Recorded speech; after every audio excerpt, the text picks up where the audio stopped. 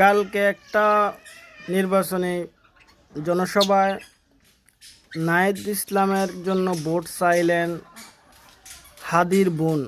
এই খবরটা খুবই ভাইরাল হয়েছিল, কিন্তু বগুড়ার ভিতরে ছিলেন অন্য মানুষ, হাদির বোন ছিলেন না। হাদির বউ পরিবারের থেকে আজকে এটা নিয়ে প্রতিবাদ করছে, কারণ তারা বলতেছে আমরা ওই জনসভায় ছিলাম না, আর আমরা কোনো একজন নির্দিষ্ট লোকের জন্য কখনো ভোট চাই নাই।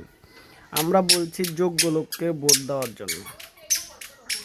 আর নাহিদের যে জনসভা, ওখানে এটা প্রচার করা হয়েছে যে এটা হাদির বোন। আসলে এটা হাদির বোন না।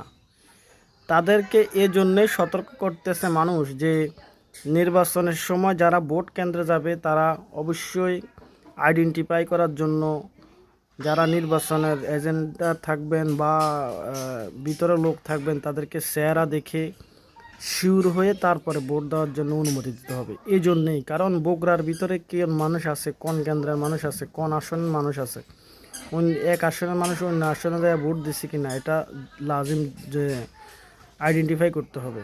দেখেন, নাহিদের বোন, নাহিদের জন্য যে ভোট চাইছে হাদির বোন, সে হাদির বোন না। তার পরিবারের থেকে এটা আজকে স্পষ্ট করা হয়েছে।